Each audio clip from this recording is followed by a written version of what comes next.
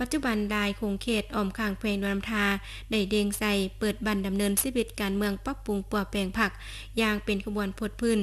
เซ็นในวันที่17กรกฎาคม2017หน่วยผักแผนกแผนการและการลงทุนแขวงดอนน้ำทาได้เปิดบันดำเนินชีวิตการเมืองปรับปรุงปัวแปลงผักภายในหน่วยผักของตนขึ้นโดยการเป็นประธานของสหายคำสายวิพลภูไทยได้ข่าวในผักวนาแผนกแผนการและการลงทุนแขวงเป็นเกียรติเข้าร่วมของสหายเพชรทวรพีระวันกรรมการศูนย์กลางผักได้ข่าวผักแขวงเจ้าแขวงเพลงโดนลำทา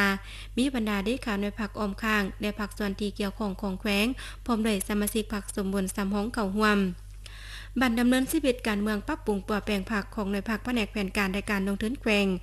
สมาชิกพรรคได้เสริมซึมเอกสารต่างๆเช่นเอกสารเด็ดเดียวปรับปรุงปัวแปลงผักให้ปลอดสายเข้มแข็งนักแน่นและเอกสารมติเด็กที่22ทับคปสพว่าโดยการแก้ไขปรากฏการณ์อัญญาสิทธิ์สกัดกั้นและต้านจลาดบางดวงได้ผ่านบทสรุปการนำพาจัดตั้งปฏิบัติของหน่วยผักแผนกแผนการและการลงทุนในระยะ3ปีผ่านมา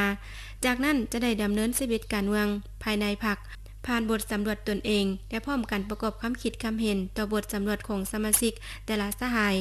ทั้งนี้ก็เพื่อสำรวจกวดกาตำหนิก่อสร้างช่วยเหลือซึ่งกันและกันโดยบรรยากาศสร้างสรรค์ถึกกับตัวจริง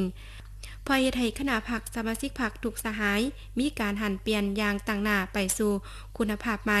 ได้เป็นปัจจัยหนึ่งเพื่อเป็นการปรับปรุงตนเองเติมขยายด้านดีแก้ไขจุดอ่อนของขัดตกบกพร่องเผยไทยคณะพรรคสมาชิกพรรคแต่ละสหายมีความปลอดภัยเข้มแข็งและนักแน่นในเมื่อเดียวกันโยธีแผนกโยธาธิการและขนส่งก็ได้เปิดบันดำเนินชีวิตการเมืองปรับปรุงปัวแปลงผักทั่วคณะผักหากทานทั่วแผนกโดยการเป็นประธานของสหายสุวรรณเพลงวงไซกรรมการผักแขวงเลขาคณะผักหากทานหัวหน้าแผนกโยธาธิการและขนส่งแขวงเขาว่ามีสหายคำใดสีประเสริฐกรรมการประจำผักแขวงของหัวหน้าแผนกกสิกรรมและป่าไม้แขวงดอนน้ำทามีคณะผักหากทานเลขาห้องเลขาหน่วยผักหน่วยต่างๆที่ขึ้นกับคณะผักหากทานเข้าร่วมและอยู่ที่แผนกยุติธรรมหน่วยผักดังกล่าวได้เปิดบันดำเนินชีวิตการเมืองปรับปรุงปัวแปลงของ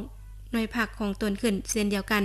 โดยการเป็นประธานของสหายคำมันบรรคำเลขาหน่วยผักแผนกยุติธรรมของความของสหายคำพองอินมณีกรรมการประจำผักแขวงประธานศาลประชาชนแขวงผู้สิน้ำคงเขตตุลาการมีคณะผักสมาชิกพรรคภายในหน่วยเข้าร่วมบันดำเนินชีวิตการเมืองปรับปรุงปัวแปลงพรรคของแต่ละบอนจะดำเนินไปถึงวันที่21กรกฎาคมจึงสำเร็จ